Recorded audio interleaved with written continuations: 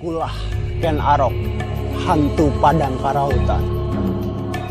Akulah penguasa Padang Karautan.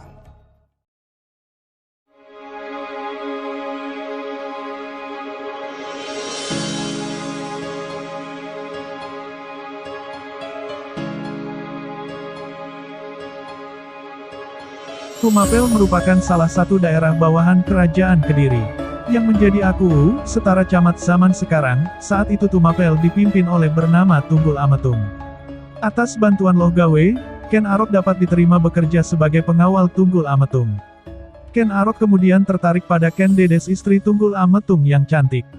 Apalagi Loh Gawe juga meramalkan kalau Ken Dedes akan menurunkan raja-raja tanah Jawa. Hal itu semakin membuat Ken Arok berhasrat untuk merebut Ken Dedes, meskipun tidak direstui Loh Gawe.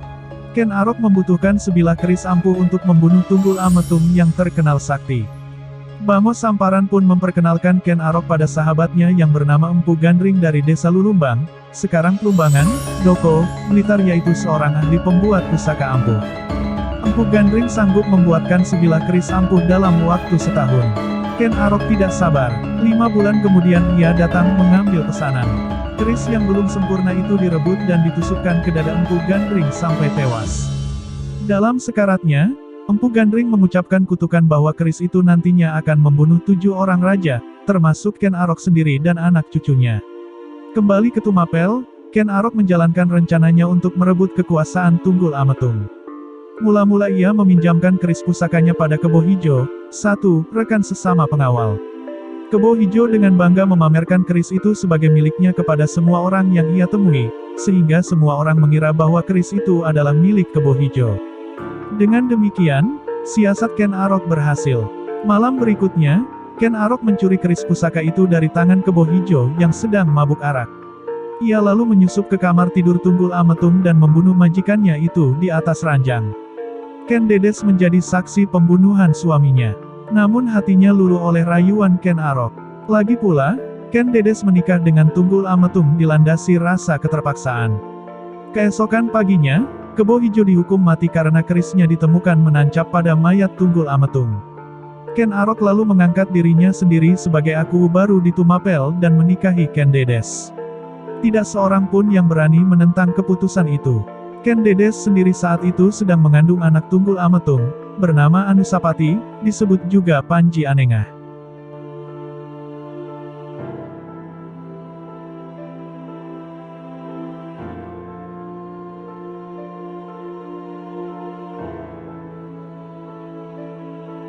Pada tahun 1222 terjadi perselisihan antara Kertajaya Raja Kadiri dengan para Brahmana. Para Brahmana itu memilih pindah ke Tumapel meminta perlindungan Ken Arok yang kebetulan sedang mempersiapkan pemberontakan terhadap Kadiri. Setelah mendapat dukungan mereka, Ken Arok pun menyatakan Tumapel sebagai kerajaan merdeka yang lepas dari Kadiri. Sebagai raja pertama ia bergelar Sri Raja Sabatara Sang Amurwabumi. Kertajaya, dalam Pararaton disebut Dandang Gendis, tidak takut menghadapi pemberontakan Tumapel. Ia mengaku hanya dapat dikalahkan oleh Batara Siwa. Mendengar sesumbar itu, Ken Arok pun memakai gelar Batara Siwa, Batara Guru, dan siap memerangi Kertajaya. Perang antara Kadiri dan Tumapel terjadi di dekat desa Ganter. Pihak Kadiri kalah. Kertajaya diberitakan naik ke alam dewa, yang mungkin merupakan bahasa kiasan untuk mati. Keturunan Ken Arok. Ken Dedes telah melahirkan 4 orang anak Ken Arok, yaitu Mahisa Wongateleng, Apanji Saprang, Agnibaya, dan Dewi Rumbu. Ken Arok juga memiliki selir bernama Ken Umang, yang telah memberinya 4 orang anak pula, yaitu Tohjaya, Panji Sudatu, Tuan Wergola dan Dewi Rambi. Selain itu, Ken Dedes juga memiliki putra dari Tunggul Ametung yang bernama Anusapati. Semua anaknya Ken Arok berjumlah 9 orang, 7 laki-laki dan 2 wanita. Kematian Ken Arok. Anusapati merasa heran pada sikap Ken Arok yang seolah menganaktirikan dirinya, padahal ia merasa sebagai putra tertua. Setelah mendesak ibunya Ken Dedes, akhirnya Anusapati mengetahui kalau dirinya memang benar-benar anak tiri. Bahkan, ia juga mengetahui kalau ayah kandungnya bernama Tunggul Ametung telah mati dibunuh Ken Arok. Anusapati berhasil mendapatkan keris Empu Gandring yang selama ini disimpan Ken Dedes. Ia kemudian menyuruh pembantunya yang berasal dari desa Batil untuk membunuh Ken Arok. Ken Arok tewas ditusuk dari belakang saat sedang makan sore hari. Anusapati ganti membunuh pembantunya itu untuk menghilangkan jejak. Peristiwa kematian Ken Arok dalam naskah Pararaton terjadi pada tahun 1247 Masehi. Berdasarkan negara Kertagama, telah didirikan Candi Pendarmaan Ken Arok di Genengan sebagai Siwa dan di Yusana sebagai Buddha. Candi Pendarmaan ini dipercaya berada di situs Gunung Katu yang terletak di sebelah timur Gunung Kawi yang masuk ke dalam wilayah Wagir, Kabupaten Malang. Bekas-bekasnya menunggu untuk digali lebih lanjut.